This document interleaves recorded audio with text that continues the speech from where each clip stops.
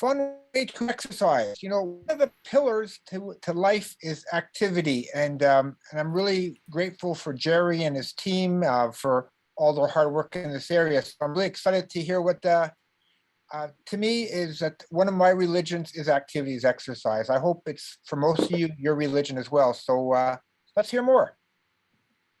Perfect. Thank you, Dr. Curnew. So like Dr. Curnew said, we're going to be talking about some fun ways to exercise. So it's not just treadmills and weights. That's what we usually think of when we hear exercise, going to the gym, going on the treadmill, lifting weights. But hopefully today we're going to introduce some new ways and some maybe fun ways that you can do some exercise that's outside of these things you normally think of. So first, before we get into all the exercise today, I just want to talk a little bit about weight loss, but also muscle loss. So during weight loss, if you're just dieting, studies show that you could lose up to 25% of your muscle mass. So that's a really big amount of your muscle mass that you're just losing because you're dieting. And as well, another study found that when you're losing weight with Ozempic, so the injection that Dr. Curnew always talks about, one study found that you can lose up to 5% of your muscle mass from weight loss from Ozempic. So this is really, really concerning numbers, that you're losing your muscle, right, with that fat you're losing. But don't fret, there's something that can help you maintain your muscles, and that is exercise. So doing exercise in addition to dieting. Mm-hmm. Yeah, keep going, Jared. I'll throw my 2 cents in a sec, because you brought up something very, very important. I just didn't realize till about 2 weeks ago. So Dr. Tomkowski was a really famous guy here at McMaster. Did a really nice talk to us on certain muscle disorders. And one of the things he brought to our attention, for instance, is you go for bariatric surgery. So that's surgery where you have its most successful operation. You can lose 10 to 25 to 30% of your body weight. And for every pound of fat that you lose a pound of muscle. And he also pointed out with Ozempic, for every pound of fat that you lose a half a pound of muscle mass. I didn't realize that. And if you think about it, if you go into a starvation mode, is that you have to lose calories from somewhere, and it's not just all from fat stores, it comes from muscle stores as well. And as Jerry has told me many, many times, and his whole team, as we age, we start, well, first of all, your peak performance is in your early 20s. After that, you start to decay and you can lose muscle mass. And Jerry will point out the best way to prevent muscle mass from decaying was activity. And specifically resistance training is actually more and more important. So I didn't realize how important this was. And it's kind of interesting because with the pandemic going on, I was really proud of myself. I lost, 20 pounds, and I was really happy with myself. And but when I went back to playing squash, all the squash players were saying, "You look weak and tired. You're not as good as you used to be."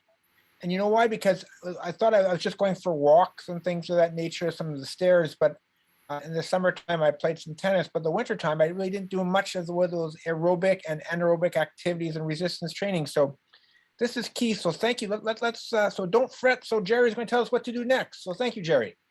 Yes, for sure. Yeah, Dr. Curnew brings up really, really good points. And just like he said, we need to do exercise, in addition to dieting, in addition to the other things that you're going to be doing to help you lose weight. We need to add on exercise on top of that. And that will really help to maintain your muscle mass. So you don't lose up to 25% or up to 5% of your muscle. You can keep that, as you're losing fat as well. So if we want to do exercise, we want to try to fit in at least 2 days of full body resistance exercise. And that might sound very big, but stay tuned. We're going to talk about some exercises you can do that you might think aren't traditional resistance exercise, but actually are. So stay tuned. We're going to talk about how you can do some of these exercises in a few slides. So, as well, Dr. Curnew mentions weight is very important, and also body composition is very important. So we always talk about your total weight. You want to get that weight down, but how you carry that weight can be very important as well. And we don't want to lose sight of that. So having a high percent body fat and having visceral fat, so fat being stored around your organs, more in your stomach area, that can increase your risk for chronic diseases, so things like heart attack, strokes, diabetes, independently. So what that means is that you can be at high risk due to being overweight, due to not exercising, due to having a poor diet. But if you have high visceral fat, so high fat in your stomach area, that will add risk on top of those other risk factors you already have.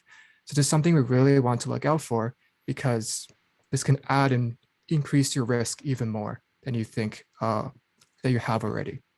Thanks for bringing that out, Jerry. Because I always remember way back when is that, if you have the apple distribution of weight in your mid bellies, that's very metabolically active, you're in trouble. Or if you have the pear distribution, more your thigh area. So weight around your thighs is less metabolically active, less likely to, it's more, still not, it's an issue, but it's more of a cosmetic issue where fat around your organ systems, your stomach, that apple distribution leads to, from heart attack, stroke, diabetes, cancer. It's just a bad place to have to be overweight. And one of the things that we think induces inflammation. So that's important. Yeah. And so one way you're going to talk about is, measuring your waist, for instance, could be one of the parameters you can look at too as well. So I'm really going to think about, body composition and where that fat distribution. What I want to look at is if your tummy is too big, that's where it has to go. Go ahead. For sure, yes. So we're going to talk a little bit about how we can measure body composition. So the first thing you can do is BMI. So this is something you probably already heard of. BMI, what it is basically is an equation where you put your weight in kilograms and you divide it by your height in meters squared. So that might be a little bit complicated. If you're not good at math, you can definitely follow this link to the NIH, or even just go on Google, just search up BMI calculator and put in your weight, put in your height, and it'll give you a number. And what you want to hit for a normal BMI is having a number between 18.5 to 24.9. So to put that into context, for a person that's 5'8", so 173 centimeters, that means you want to be between 120 to 160 pounds. If you're over that, that means you're going to be at overweight according to BMI. If you're under that, that means you're underweight. So that's for a 5'8" person, you want to hit between 120 to 160 pounds. However, BMI is not the only thing we want to look out for. Like Dr. Curnew said, waist circumference is also very important, because waist circumference can tell us about that visceral fat deposition. So it can give us a really, really good estimate of how much visceral fat we already have. So just like this picture here that I have right here, what you want to do to measure your waist circumference is first to kind of cup your hands into a C. You want to put your hands like that C onto your sides of your rib cage, and then move down. And as you move down, you're going to feel a big round bone. So that's going to be the top of your hips. So that's where you want to wrap your measuring tape, is at that round bone that you feel, wrap it around your stomach, and then take a normal breath in, normal breath out, and then measure how much that is in centimeters. So that's going to give a really good estimate of your visceral fat. And if we take a look at the chart over here, so this is a chart by the Canadian Society for Exercise Physiology, and looking at risk for things like future chronic diseases, so heart attacks and strokes. So the first thing we need to do is to figure out our BMI. So from our last slide, we got our BMI. So let's say we're a 20. So we're in this range here. We're in this normal BMI range. So that means we're at low risk for chronic diseases. But we have to also focus on this waist circumference measure. So if you measure waist circumference and you're over 90 centimeters for men, over 80 centimeters for women, we'll go to the next column here. That will put us at high risk for chronic disease. So even though for BMI, we're normal weight and we're at low risk, because of your waist circumference, that will add on that additional risk. So remember when I talked about how visceral fat can add your risk? This is a really good example of how having high visceral fat will add onto your risk of chronic disease. So here are just some cutoffs. You want to take a picture. I'll pause for a second. You want to take a picture of these values. But yeah, this is something we want to keep in mind is waist circumference. So men have a bigger waist compared to women. And Mhm. there's also, this is actually for a white Caucasian male, because there's actually different criteria. If you're of Asian descent, it's a little bit of different table. Mhm. Yes. So this is based on kind of the typical North American population, so about 85% Caucasian. And definitely there are other tables if you're living in different areas, different ethnicities. You can definitely search on Google and you should be able to find some of it for you as It's well. interesting, if people of Asian background, they tend to have less weight, and for the same weight, Mhm. tend to have a higher blood sugar compared to a white Caucasian. So interesting. And so, but this is a really good starting point, and that's something I used to do a lot of, and we stopped doing that. But I'm gonna get back to looking at that. I was trying to find my tape measure. I can't find it right now. I'll have to look for it. Yes, yeah, it's I think it's pretty cheap on Amazon. So if you want to get one, you can definitely look on Amazon. You should be able to get some. All right, so now let's get into the meat and potatoes of today. So some fun exercises. So just a quick tip for everyone. We always want to start small and work your way up. So if you're just starting exercise, always remember you want to start someplace that's manageable for you and slowly build up to where you want to be. This will build both your confidence and your ability. So doing these manageable bouts of exercise, right, as you complete them, you're going to get more confident. And as well, you're going to be building up your muscle, right? If you're doing 20 minutes of exercise to start, you're going to be building that muscle, building your endurance so that the next week you can do 25 and the next week you can do 30. So the big tip is always start small, start where you can manage, and then slowly work your way up to where you want to be. All right, so just some of the exercises we're going to be talking about today. So first we're going to talk about walking and the benefits of that. We talk about dancing and how that can be a really good way to work your muscles, and also a fun way to include your family members and friends as well. We'll talk about Tai Chi, which is a very relaxing, low intensity activity that's very popular for seniors, especially in Asia. I'm going to talk about exercise snacks, so quick, high intensity exercise, and then we're going to talk about yoga, and lastly, we're going to end off with talking about sedentary time and how reducing that is very important. So without further ado, I'll pass it off to Daniela. Yeah, so we'll start off with talking about the benefits of walking. So we'll first touch on the benefits and the research surrounding it. The next slide, thank you. So beginning with a study by Hansen and colleagues, they conducted a systematic review and meta-analysis of walking group intervention. So basically walking with a group of people, it could be a partner, it could be more than two people, and kind of examining the psychological, physiological, and well-being outcomes between the baseline and the intervention or walking group. So many of the health benefits were consistently found among studies, included, reduced blood pressure, reduced heart rate, reduction in stress, and a reduction in body fat and total cholesterol. So the benefits of walking, and specifically in this meta-analysis, walking groups, the benefits went like over and above making people physically active. Like it had way bigger benefits than just making you more fit.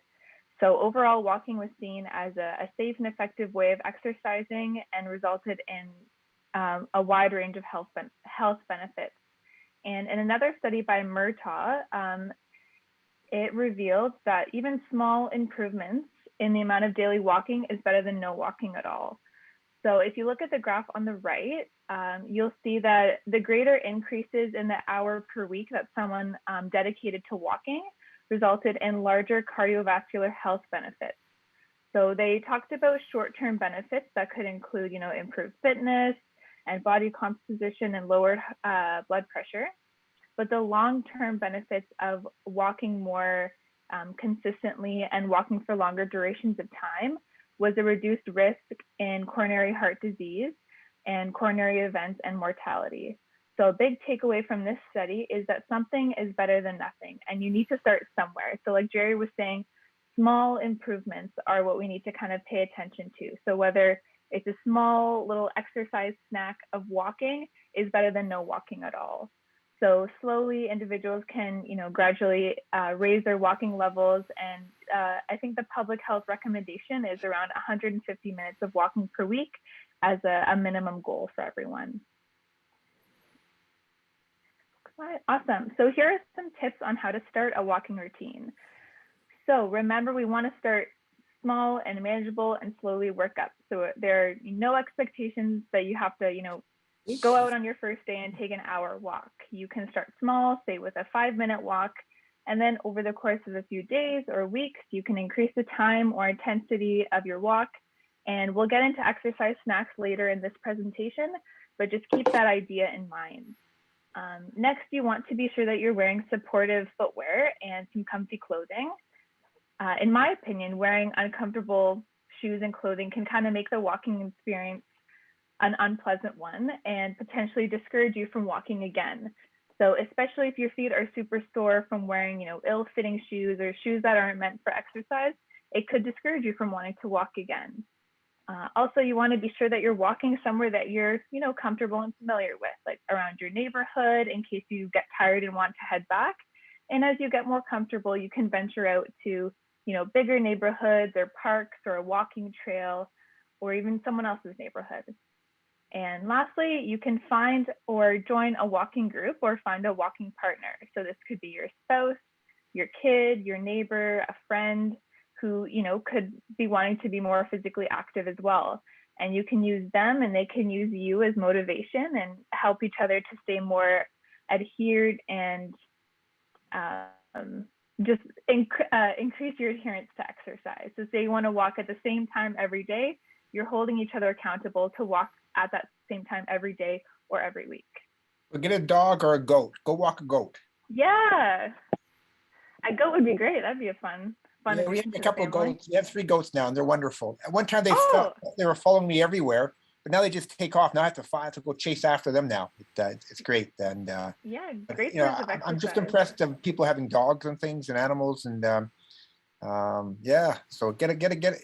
I vote for a goat. I agree. All right, we can go to the next slide, please. So some resources to get started that I found just researching online. The first one was called the Really Living Center. So this is a center located on Upper James Street in Hamilton, and it holds weekly seniors walking clubs. So it's a free drop-in program where individuals aged 55 plus can participate in a low to moderate walking program. And it's usually held in their gymnasium, although when it's nicer weather, they do go outside. And it's a great way to get started if you are unsure about walking outside. You can head up to Upper James and they walk in a gymnasium and they're always in a group. So you can bring a friend or you can even make one there, but it is free and it is drop-in and it happens weekly. You can check on their website. They post the times that the sessions are held. The next one is a website, the Hamilton Family Health Team website. So it's a resource that you can find fitness programs in your community. So it includes many different programs, more than just walking. There are like chair exercises, weight training programs, a bunch of different options at a variety of locations, including the YMCA in Hamilton, Max Seniors at McMaster, the PACE program, as well as City of Hamilton Recreation Centers that might be near you. So that's a great option. And lastly, as mentioned before, you can join or begin your own walking group to keep yourself and others accountable. So instead of saying, I'll just do it tomorrow, you'll have someone holding you accountable that you need to meet to go on a walk with. So it's a great option to make a little walking group. And next slide, please. Thank you. This is a potential walking plan if you are looking to get started. This one is a 6-week beginner walking program from the American Heart Association. So it consists of walks Monday to Thursday with a rest day on Friday and optional weekend workout walks. So the first week includes 5 to 10 minute walks followed by a mid-walk stretch and finishing up with another 5 to 10 minute walk. So say you walk, a couple blocks, do a couple stretches, and then you walk home. So getting up to about 15 minutes by the end of the week, and the next week is about the same, but as the weeks progress, the amount of time and the duration of the walks increase as well. So following this program could be a great way to get started, and it's not set in stone, so it can be altered any way you see fit by adding another rest break or adding and subtracting some time. And this is just a guideline of how you can get started so you might not feel as overwhelmed or nervous to get started. Perfect. So before I hand it off to Haley, there was a question in the chat on YouTube about body fat composition and percent body fat specifically. So definitely that is something that can be included in kind of those online calculators. And if you have a scale that can measure body fat percentage, that's a great way to, put that into that calculator. But if you do not have that scale or you don't have kind of like the access to that equipment, you can definitely just use waist circumference. I would say that's a really, really good alternative to percent body fat.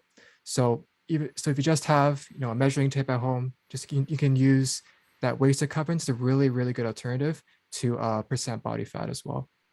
What's kind of interesting, Jerry, is that you can buy these scales where you just take off you put barefoot, and they cost anywhere between $20 to $10,000, depending what grade you want. Now, we bought about 4 or 5 of them just for fun. But I was speaking to Dr. Tanopowski, and he actually has one that's recommended. I'm going to go talk to him, and we're going to actually come back at some point in time and do just a webinar on body composition and which ones that may be used right now. But I think it's great to just know how much you weigh is important, but body composition.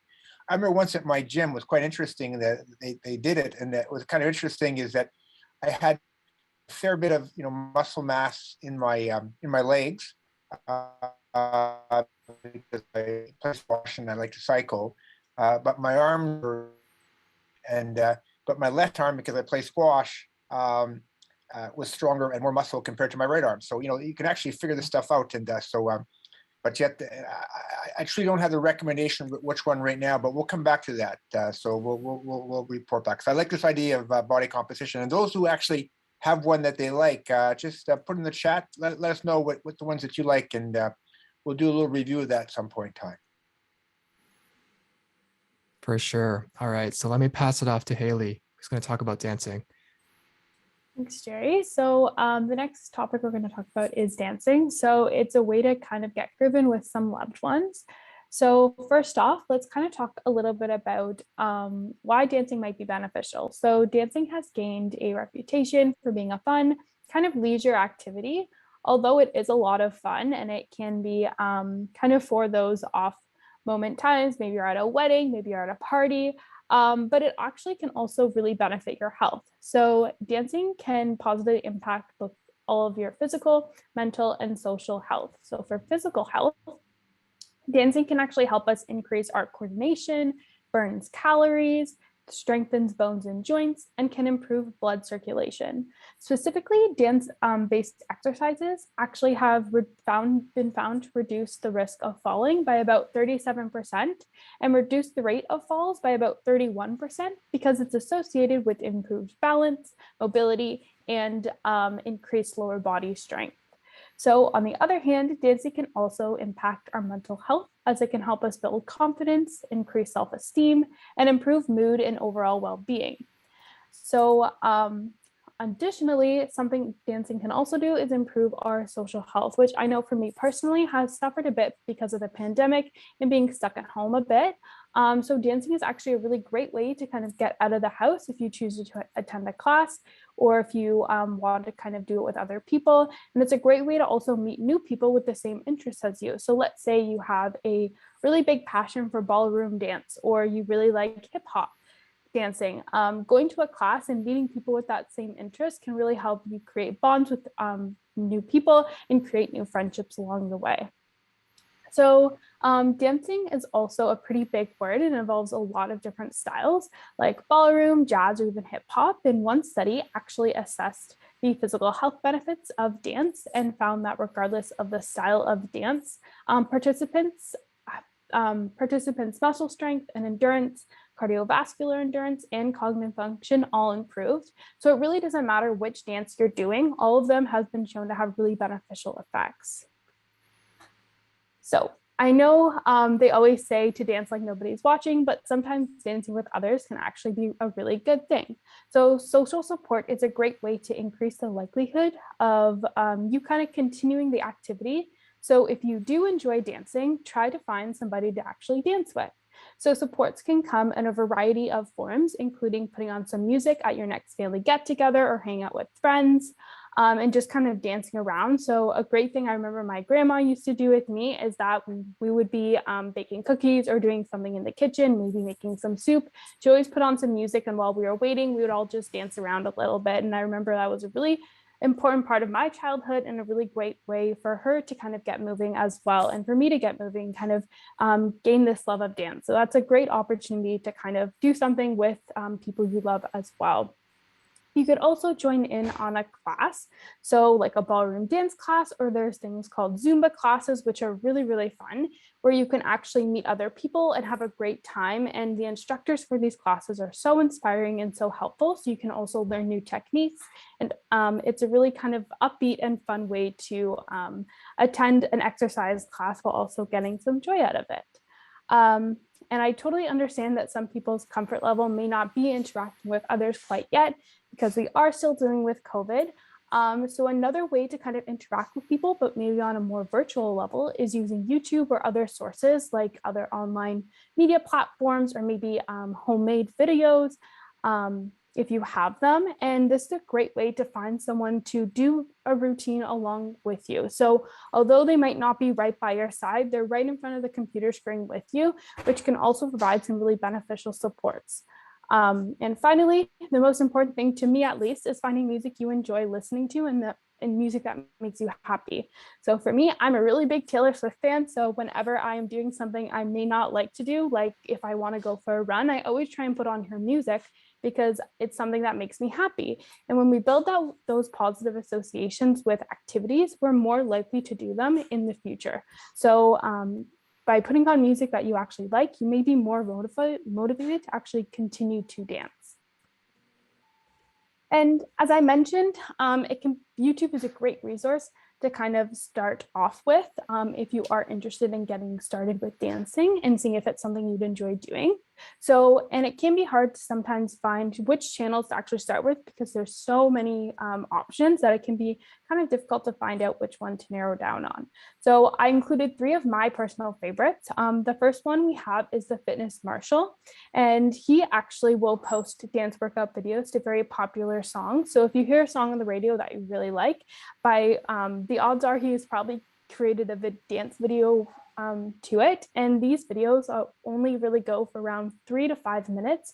So kind of going in line with those exercise stacks Jerry will talk about a little bit later, it's a great way to get moving for a short period of time.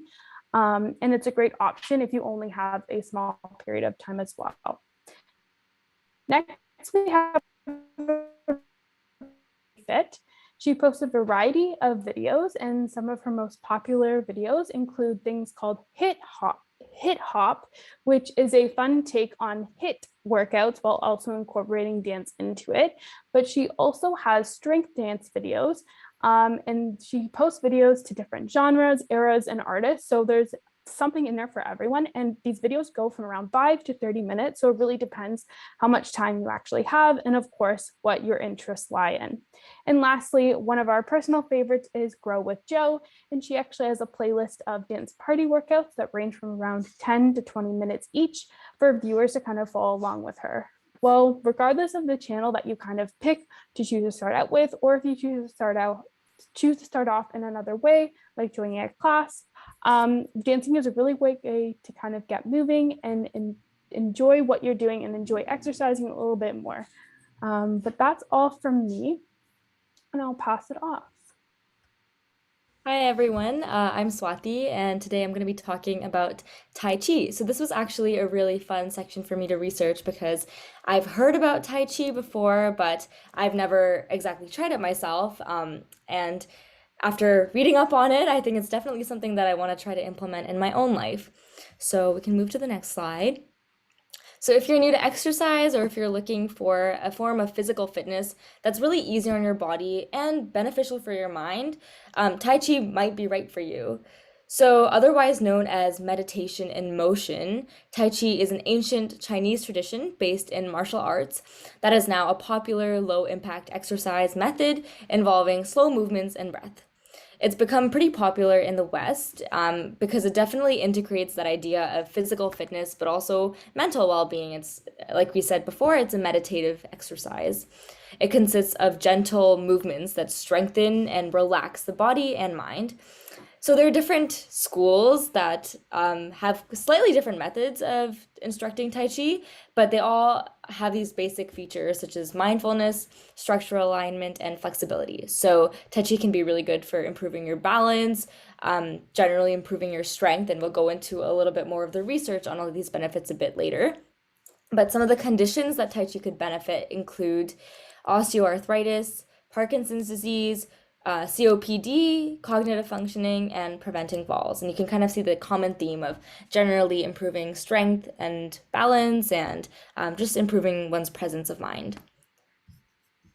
So Tai Chi is low impact. It puts minimal stress on muscles and joints, so it's generally safe for all ages and fitness levels. And because it's such a low impact exercise, it may be especially suitable to individuals with different demographics, especially older individuals. Tai Chi is also appealing because it's pretty inexpensive. So I'll talk about this a little bit later, but you can just Google or look on YouTube, like 10-minute Tai Chi video, and there are countless videos that one can watch. So it's possible to do it in a very inexpensive manner, and it doesn't really require any special equipment. You can do it anywhere, including inside your house, in your bedroom. You can do it outside. Some of the videos are in really beautiful locations. So if you want something that's calming, you can look at videos of people doing Tai Chi near waterfalls, and it's very relaxing just to watch that. So just a disclaimer, although it's generally safe, women who are pregnant or people with joint problems, back pain, fractures, severe osteoporosis, or a hernia should consult a healthcare provider before trying Tai Chi. And modification or avoidance of certain postures may be recommended, especially if you're going the route of looking at YouTube videos. If there are conditions that you have that might make it a little bit difficult to do some positions, it's always best to consult a healthcare provider. So when learned correctly and performed regularly, Tai Chi can be a positive part of an overall and holistic approach to improving your health. So on the slide here, I've listed some of the general benefits of Tai Chi. So the first one, we have decreases stress, anxiety, and depression. So some studies have shown that Tai Chi can be used for the prevention and rehabilitation of different medical and psychological conditions, such as depression. A few randomized controlled trials have shown that Tai Chi interventions have beneficial effects for various populations on a range of psychological well-being measures, including depression, anxiety, general stress measurement, and exercise self-efficacy. So while it's reducing your stress, it's making people more willing or confident in exercising because it is low impact and manageable. For the next benefit, we have that it improves muscle strength and definition. So on a study in postmenopausal women, when it was compared with senile dance and walking exercises, it was found that actually the short-term benefits of Tai Chi were a little bit inobservable, but when observed over a longer period of time, such as 12 months, 8 to 12 months actually, the advantage of Tai Chi actually surpassed things like walking and dancing. So I think a combination of these types of exercises is really important because in the short term, you might see those immediate effects of a little bit more rigorous things like walking and dancing, but over time, Tai Chi will really improve your balance, strength, mental presence, and coordination. So it's very good for a long-term exercise. And it might be frustrating because you might not be able to see the physical effect of it or short-term effect of it right away, but it's really important to keep persisting. For the next one, Tai Chi has been shown to strengthen the immune system, so it can increase the numbers of immune cells. It's capable of modulating the immune system functioning and inflammatory biomarker responses. So a review actually indicated that a minimum of 4 weeks of Tai Chi enabled participants to enhance their immune cell responses, both in terms of innate and adaptive immunity. So that just refers to different components of your immune system, such as the ones that are able to have memory in your immune system or just have that initial response to kind of a foreign substance.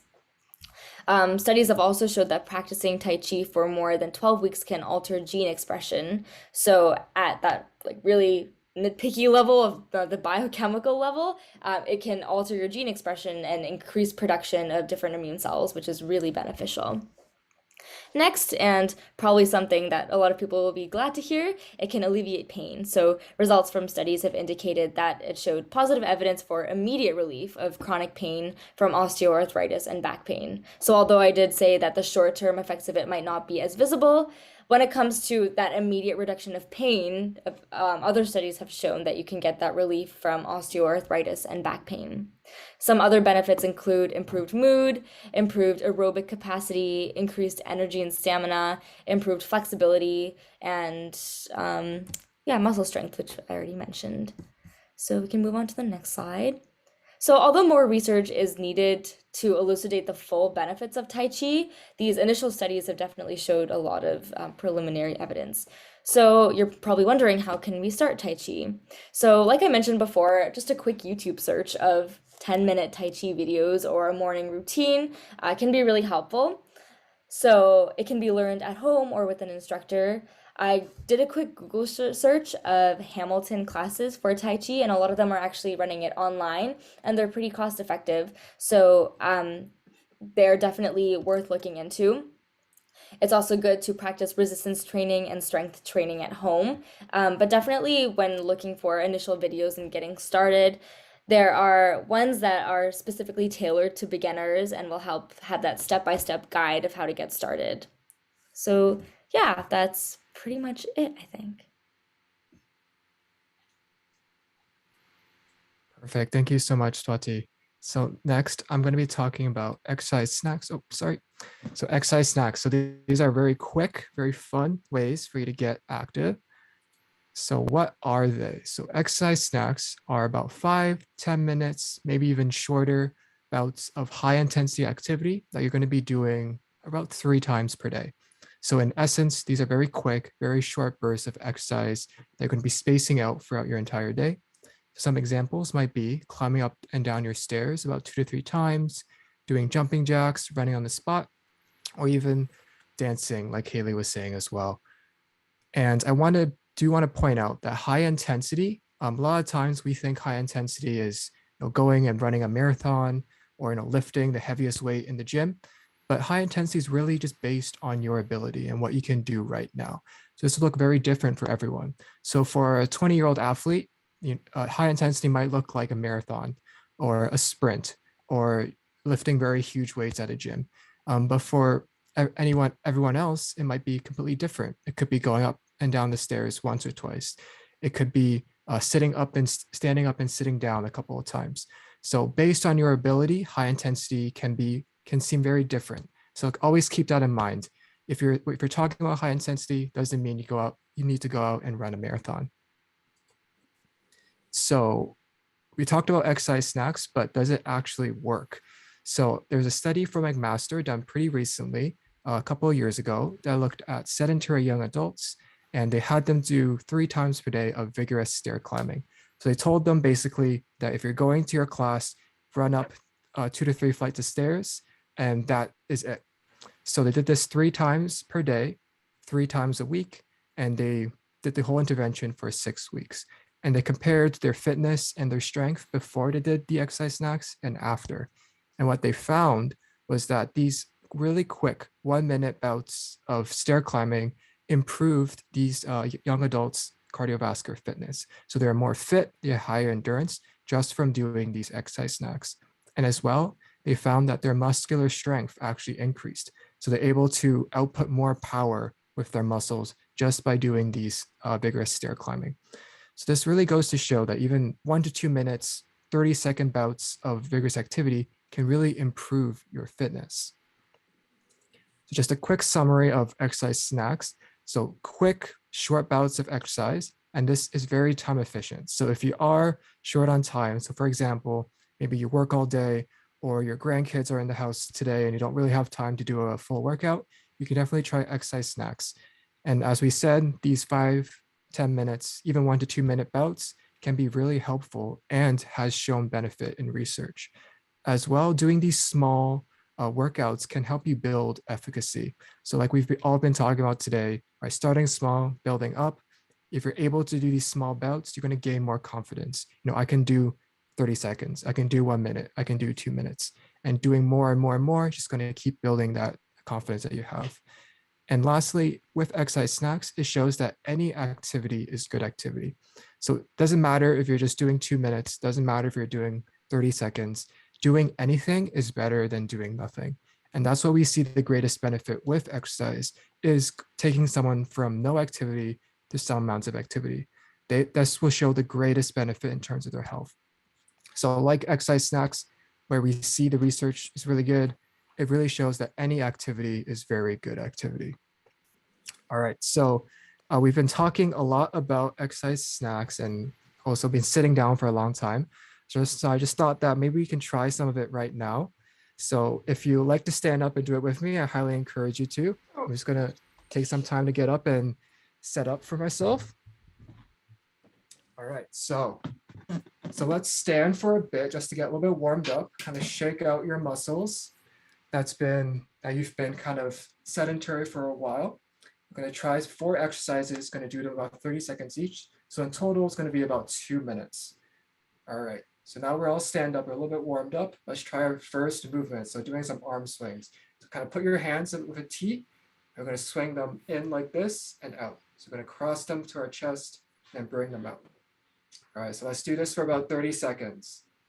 And if you think I'm going too fast, that's completely okay. Do it at your own pace. If you want to go faster, that's completely okay as well. And make sure you're keeping the rest of your body tight and active. We don't want to be slouching. We don't want to be kind of overextending our back. Just a nice neutral position and do some arm swings. Let's switch up a little bit. Let's go front and back. Let's bring our arms forward, bring our arms back. Good job, everyone. Almost there. Let's do about 10 more seconds. All right. 5, 4, 3, 2, 1. Perfect. So let's transition to our next exercise. We're going to do some marching. So let's pump our arms, pump our legs. We're going to be marching on the spot. Make sure to keep your stomach really tight. We want to make sure that we're engaging our core. We're not letting it flop over. We're really keeping it tight. So just keep marching. Let's do about 20 more seconds of this. And if you're feeling a bit tired, that's completely okay to slow down. You don't have to match my pace. All right, 10 more seconds. You're doing great, everyone.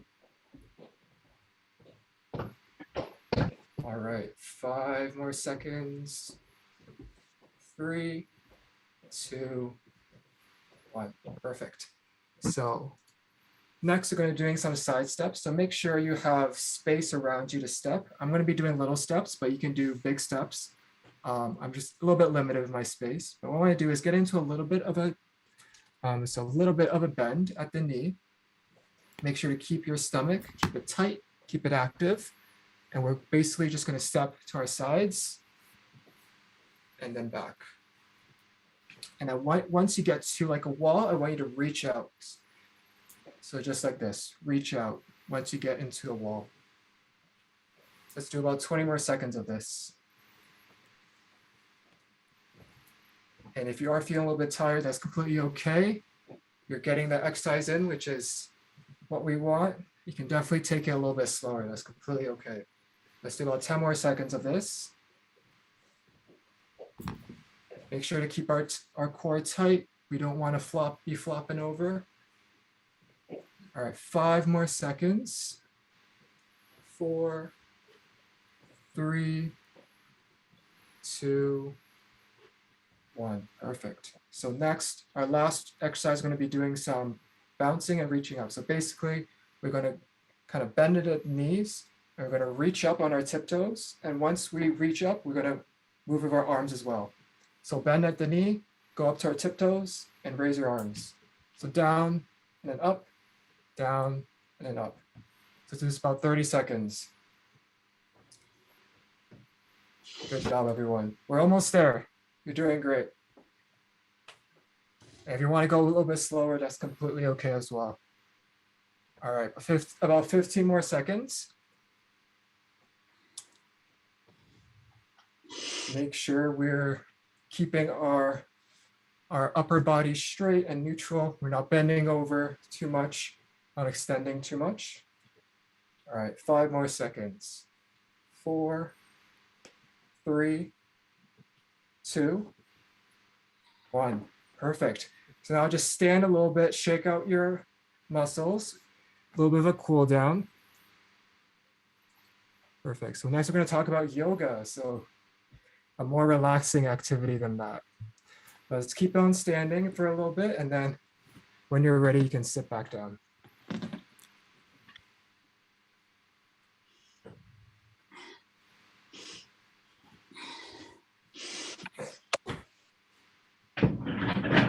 All right, perfect. Did everyone like the exercise snack? It might be a little bit tiring, but hopefully you got Good. through it. That was good. Perfect. That was good, kind of tipsy when at first.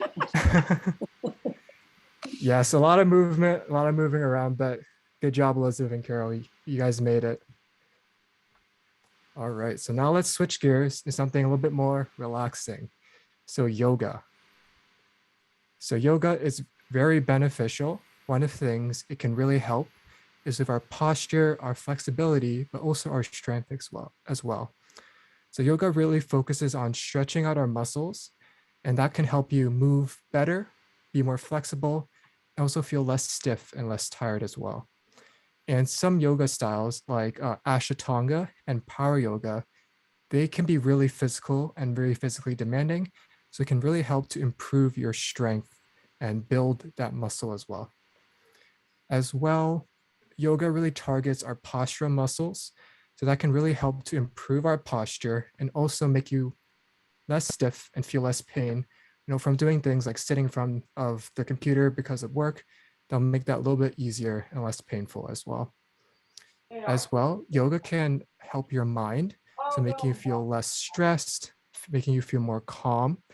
So it really kind of forces you to focus on your breath, and that is a really good form of mindfulness, of meditation. So that can really, really help to help decrease your baseline stress, so how much stress you're feeling right now, right? Also calm you down and make you feel more relaxed. And lastly, studies have shown that yoga can be really, really good for your heart. So the studies show that yoga can lower your blood pressure, it can slow your heart rate down, and as well, it can even lower your cholesterol levels. So all in all, yoga seems to be very, very good. So this slide here is just some beginner yoga poses you can try out. So if you want to take a picture, feel free. I'm just going to keep on this slide for a couple of seconds. So you got the warrior pose, you got the downward dog, and so I'm not sure what the last one was, but these are some beginner yoga poses you can try out at home. Just lay out a yoga mat. You can find some really, really good resources for yoga. I'm going to be talking about that in the next slide with videos. All right, so let's go to the next slide. So some really good resources. You can go on YouTube. A really popular creator by the name of Yoga with Adriene. She has a lot of videos on yoga. I think she's been doing this for over 10 years. So she has many, many videos from beginner, really nice, really easy, all the way up to hard and advanced forms. So if you are a beginner of yoga or if you are experienced, Adriene has a lot of different videos that can suit your needs. So go on YouTube, search up Yoga with Adriene, and you can find some great videos there. If you are looking for something more local or in person, you can go to the Hamilton City website. So Hamilton Recreation Programs, just type that on Google, and you can actually search for yoga programs. They have a lot of different programs, a lot of different locations in Hamilton. I think some are online, a lot of them are in person. So if you are looking for these programs in person, this is a really great resource for you to look into. All right, so now let me pass it over to Yo-Yoon. She's going to talk about sedentary time. Yeah, so next slide, please. Yeah, so I'll be talking about sedentary time. So the scientific definition of sedentary time is basically any waking period when your energy expenditure is less than 1.5 what they call metabolic equivalent of tasks. So basically what this all means is just any time that you're awake when you are inactive and your energy expenditure is just really low. So this can be anytime you're watching your television, doing work at your desk, reading, screen time on your phone, and things like that. So why should we care about sedentary time? So basically a 12-year study of over 17,000 Canadians following patients ages 18 to 90 found that higher rates of daily sitting time correlated with progressively higher risk of mortality. And this is even after accounting for sex, age, smoking status, alcohol consumption, weight, and the amount you are physically active. What this all means is that sedentary behavior was found to be an independent risk factor for all-cause mortality. So it's important to focus on the independent element because this shows that being sedentary is not the same as getting enough physical activity. So the two do not offset each other. And you can see this in the graph on the slide. So the all-cause mortality increases as you spend more time sitting down. Next slide, please. So sedentary time also has been linked to cardiovascular disease. So in a study by Bellatier et al. In 2019, investigating sedentary behaviors and cardiovascular risk in women, they found that those in the highest quartile of sedentary behavior, so those who participated in 11 or more hours of sitting every day, had higher risk of cardiovascular disease than those in the lowest quartile, so 9 hours or less of sitting every day. And this overall trend followed a linear pattern. And those who were less active also had a 30 to 50% greater frequency of hypertension, so that's high blood pressure, compared to those that maintained a more active lifestyle. Again, the study showed that the sedentary periods increased risk of hypertension independent of physical activity. So it doesn't matter how much physical activity you're getting, your risk is still increased if you spend a lot of your day sitting down. The most sedentary participants showed almost double the blood pressure of the least sedentary participant. And you can see that in this graph on the slide. So this was in a study done by Sohn et al. In 2015, and the graph to the the left, you can see the slight increase in blood pressure.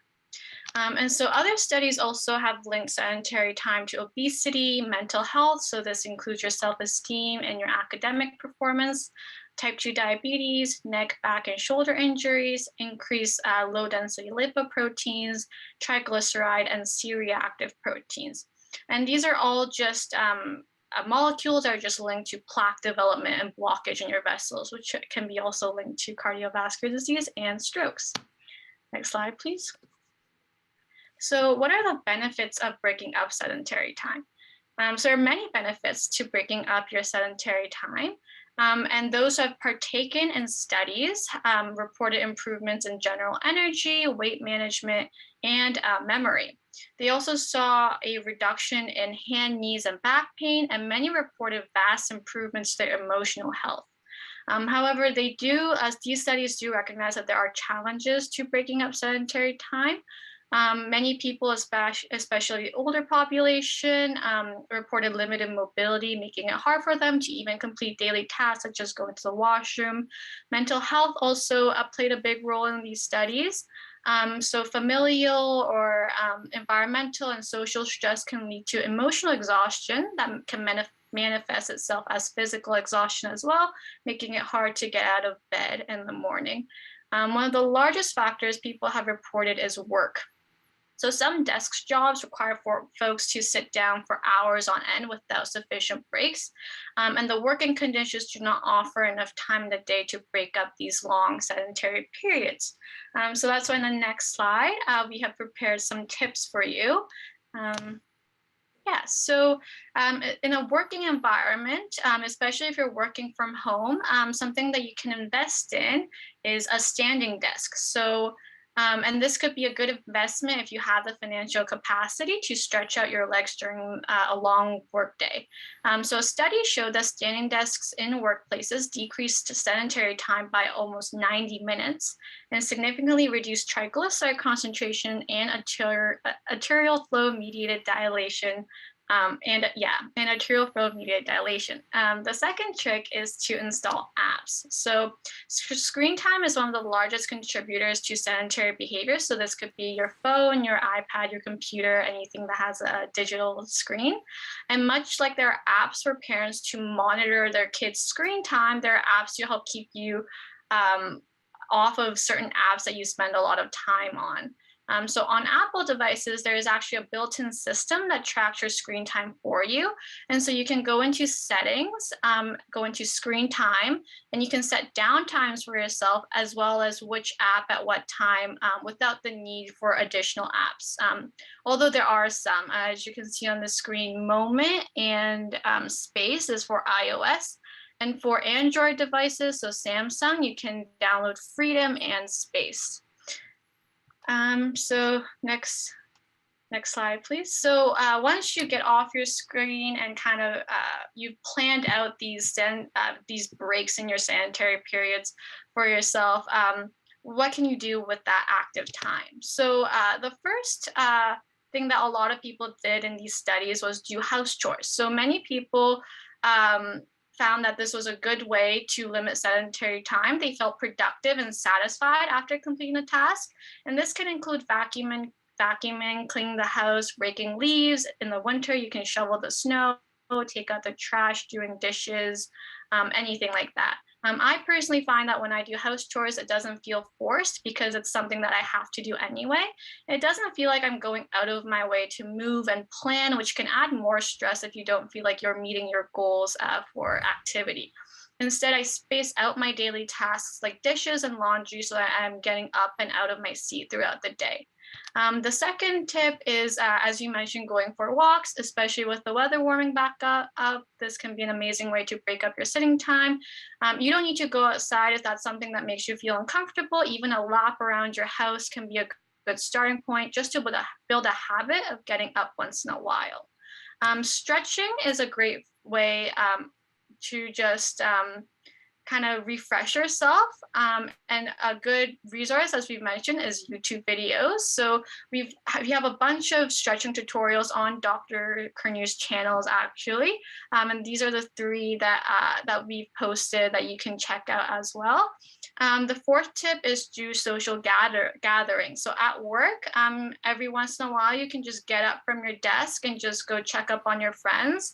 At home, you can go to different rooms, check up on your family members, and just spend time that way with your friends, just taking coffee breaks or water breaks, washroom breaks, whatever you need, just to get that little bit of exercise in your day. The last tip is just to generally add more activity and limit sedentary time where you can. So something as simple as sitting while driving can add to your sedentary time. So taking the stairs instead of the elevator, walking or riding the bike instead of driving can make a huge difference. And most importantly, these daily tasks help build a habit towards a healthier lifestyle. Next slide, please. Perfect. So thank you so much. And thank you to all the volunteers that talked here today. They offered some really, really great advice and some really great information. So let's kind of put that all together. So I created this action plan document. So it's going to be linked in, I believe, the YouTube video that you're watching right now. So you go on YouTube, you can scroll down and it'll be linked in the description, this action plan worksheet. So basically, I want you to print off this form. And the first thing I want you to do is to choose an activity. You can choose more than one. So for example, on this sheet, it shows walking, and I'm going to choose exercise snacks. Then next, I want you to circle 3 days in the next week. You're going to do some activity. So for example, here I circled Monday, Wednesday, and Saturday. So these 3 days, I'm going to be doing either some walking, exercise snacks, or both. And then after we did that, we're going to do an action plan. So you're going to fill out an action plan for those 3 days. So for example, let's say on Saturday, I will dance. I'll do this in my living room at 1 p.m. in the afternoon with my grandkids. So I want you to fill out what day you're going to be doing the exercise on. So Saturday, Monday, Wednesday, whatever. You're going to fill out what activity you're going to do. So walking, dancing, Tai Chi. You're next going to fill out where you're going to do it. So at home, at the park, outside. Try to be as specific as possible. And lastly, what time you're going to do it. So pick a time in the day, 1 p.m., 12 a.m., 12 p.m., in the morning, in the afternoon. So write a time they're going to try this. And lastly, if you're going to want to try it with someone else, write their name down. So maybe it's a friend, maybe it's a coworker, maybe it's your grandkids or your spouse. Write that name down and get them to do this exercise with you. So when you do that for all 3 of those days, then we're gonna really commit yourself to standing breaks. So write down how many standing breaks going to take every day. So you really talked about how important breaking up your sedentary time really is. So I want you to commit to at least one, hopefully more standing breaks every day. And then finally, I want you to sign your commitment. So put your signature down, put down the date, sign it like an actual contract, and this will be your plan for the next week. So try this out, print it off, and you can email us the results. You can bring it to Dr. Curnew your next visit, and it'll be a great time. And lastly, just to plug our weekly group, we have a Wednesday group, the Motivation, Mindfulness, and Moving group. We meet every Wednesday at 7 p.m. on Zoom. So if you want to sign up, there is a link below the YouTube video to a form that you can sign up on. As well, you can talk to Dr. Curnew on your next visit. We do these Zoom calls, but also we can also offer individual support calls. So if you are looking for more one-to-one support, we can give you that as well. So let Dr. Curnew know, or you can sign up on the form here. And it's a really good time. We always have fun on Wednesdays. All right, so thank you so much for joining us today. Thank you for all the volunteers for being here. Thank you, Elizabeth and Carol from our Wednesday group for being here as well. And as well, if you want to connect with us, you can email us drcurnew232@gmail.com. Visit Dr. Curnew's YouTube or his website. Thank you so much, everyone. Thanks, Jerry. Have a good weekend. Thanks, Jerry and Everybody else. Team Mary. Actually, Carol and why don't you tell us and Elizabeth, tell us about the Wednesday groups. What do you like about them? Oh, there's lots of fun. There's always talking. There's always gabbing. We always learn something. We do exercise. Love the exercises with Jerry and Hannah and Sylvia. Yeah, they're great. And Dia gives us a joke of the jokes of the are week. fabulous. Good laugh. And she really too. puts a lot of insight. I learned a lot of things. I can't always do what I'm supposed to. What do you think, Carol? What do you get out of it?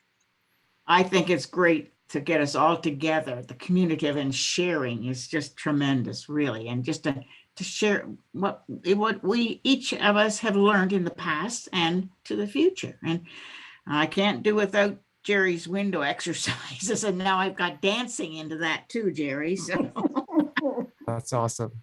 That's awesome. Yeah. See, that's really what it is. But no, it's a fun night. It's given a lift, especially we that are in our homes. You know, it's tremendous. And the area that you're covering is unbelievable. Niagara Falls, Brantford, Mount Hope, and Flamborough, of course. You know, I mean, it's tremendous area because we couldn't all get together any other way other than what you're doing. So it's tremendous. We do it on Zoom. At some point in time, we'll have a combination of Zoom in person, and then there's also who wants individual support. I always feel better after those sessions, and I wish everybody would think about this. It's been a tough time. The world is a difficult space right now, and getting these young people to make us think better and better insights is great. So everybody's welcome, and you can come once, twice, or whatever. It goes on. It's supposed to last for an hour, but we usually go over time a little bit, and that's up to people who want to. I zoom in, I zoom out, and really encourage. Now, is there any questions out there, Stuart or Jerry out there? Any thoughts at all? Yeah. Go ahead. Okay. One of the questions I have is what's the difference between resistance and aerobic activity, and what are some of the resistance things that we can think about? Mm-hmm. Yeah, so resistance exercise is going to be kind of focused on your muscles. So like typical things you think of, like going to the gym, lifting weights, but also some of the exercise we talked about today, walking, Tai Chi, yoga, exercise snacks. These can be a really good way to work out your muscles as well. Aerobic exercise typically is more about the heart, right? You're going to be doing activity that's going to get your heart pumping, get your blood flowing. So things like walking, running, swimming, these are really great forms. Dancing as well, really great forms of aerobic activity. Thank you. Any questions or comments from anybody? Jerry. No, very, very interesting evening. Thank you.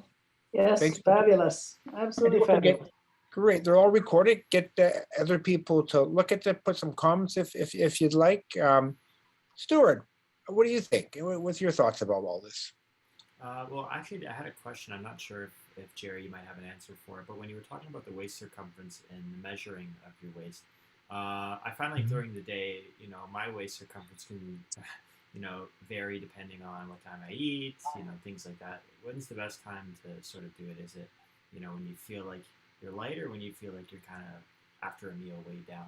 When's the best time to do it? Or is there a better time to do it? Do it before. Yeah, I would definitely say in the morning. So I know a lot of people like to take their weight in the morning. So if you're taking your weight in the morning, try to do your waist circumference, because you don't want kind of your food, drinking a lot of water to kind of bloat up your stomach. So doing it early in the morning before you eat anything, I think that's a really good idea, just to make sure kind of eliminating that additional kind of things with food and water.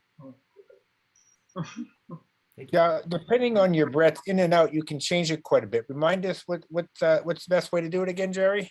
Yeah, so once you get all set up, so at the top of your hips, take a normal breath in and out, and on the breath out, get someone to measure it for you. So typically it's going to be better if you have another person at waist level looking at the measuring tape. So once you get ready, take a normal breath in, so not a deep breath, a normal breath, and then out, and then get them to measure it as you breathe out. So it's not at the belly button. You get those iliac spines there, and some people's stomach Yes. overlaps and things of that nature as well. So just get a sense of that. And again, is that you take a deep breath in, out. But you can change it. So there's some technique there. We'll set up some videos for that too as well. So we'll and that's really a good approximation. Thank you so much. Encourage everybody to fill out a form, send it in. So we'll add that to your chart if you'd like. And what I'm going to do is that I have one or two more phone calls to make. I have a few echoes to read, a couple emails to look at. Then I'm going to go do the stairs tonight. It's a beautiful night. And then I'm going to start tomorrow morning and play some squash at 8:30. So and then again on Sunday morning, I'll be playing around 8 o'clock as well. So, and I texted my son during all this, and he didn't get out as much as I encouraged him to. So we're going to actually go for a walk, hopefully on Saturday and maybe Sunday too as well. It's going to be a nice weekend. And I also gave Mike a call, and Mike and I are planning to go for a bike ride on Sunday. So there you go. That's what I'm going to do this weekend, and hope you figure something out. It's going to be a beautiful weekend right now. We're living times of stress right now, and and I don't know about everybody else, is that this is a tremendous antidepressant activity. So if you worry about falling, actually, if you do this, you can actually fall less. You worry about joint pain, you can actually have less joint pain by regular motion and exercise. So learn to do this well. I like the idea of doing things in groups with other people as well. So while this is going on, I texted a few people and we made some arrangements. So those who want to join in about probably an hour from now, I'm going to be at the Chinook Stairs. If anybody wants to join, I'd love to see you there. If not, I've also promised Adam on this Monday morning that we're going to do the stairs at 6:15 in the morning time before clinic. So if you want to join us there as well. So and again, I don't do them very fast, but I just do them, and I'll probably make a few phone calls and chat with a few people as well. So that's my commitment, Jerry. Ask me next week. We'll see on Monday, Jerry. Did I do what I said I was going to do? For sure. I'll keep you accountable. And I'll tell you what, if I don't do those things that I said I'm going to do, is that I have to give $100 to the Red Cross, so that goes to the Ukraine situation. In fact, if I do it anyways, I'll do it anyway. So, in fact, right now, it reminds me, Stuart, is that all the books that we have right now, we have our 30 Days to Healthier You, and this week is probably the most week that we got the most that we sold. So every book that we sell right now, we're going to actually give the money to the Red Cross. And right now, the government of Canada, Trudeau and his party is doubling that right up to 30 million. I don't have 30 million books, but let's see if we can help that situation as best we can. So that's what we're going to do right now here at the clinic. And I wish you all a healthy weekend. Stuart, I'll give you the last word. Oh, well, thank you. I just wanted to thank Jerry and the volunteers for putting together today's presentation. And I always think as well, when I do exercise, I always have a better quality of sleep that night as well. And when you get a good quality sleep, you wake up, you feel more energized, and that can often make me feel motivated to work out the next day as well. It kind of gets me in a good cycle. So don't forget about the importance of getting good quality sleep so that you wake up the next day feeling energized and ready to continue with your exercise and diet goals. I know personally, I have made a conscious effort to try and get a little bit more sleep over the past year. And I do feel like each day I have a bit more energy and a bit more time on my hands than I normally felt I didn't have when felt like I was constantly working up to the point of going to bed. So good quality sleep has really done something good for me when it comes to reaching my goals. And I encourage everyone to try and get a good quality sleep every night if they can. Great words. And any comments? I noticed that they put the website we have a new website now. It's not running yet. Is it running yet, the website there, Stuart? No, but we're working behind the scenes on it. So the new name of it is drcurnewhealth.com. You can type it in your browser right now. Nothing will show up yet, but we are working on it so that we can hopefully have a central platform for all the different cool things that we got going on and all the things that you can join if you're interested. So keep an eye out for that. It's kind of interesting is that we had a attack of our website, so we have to change websites. And so there's a lot of great people out there, and there's some funny people out there as well. So I think we're learning about that. So be kind, help others, and that's the best way of helping yourself. And activity is an integral part of this. I want to wish everybody a great night, great weekend, and think about how activity fits into your way of life. And the first slide that Jerry points out there, if you're losing weight, is 70% of people in Canada are overweight, and losing weight is a priority for many of us. If you have type 2 diabetes, losing 30 pounds and keeping it off can put diabetes into remission. And for many who have diabetes for less than 5 years not taking insulin therapy, we have our Sunday or Saturday morning events, the first Saturday of every month. So we have that called the sugar hour, trying to keep the weight off. We have the weight loss programs on Tuesdays at 7. They have smoking cessation programs. If you're using smoking to lose weight, there's better ways of doing it. And let's think about that. Better ways of reducing stress as well. So many things you can do. And please do something. Please make the world a better place. Good night, everybody. Good night, Dr. Curnew.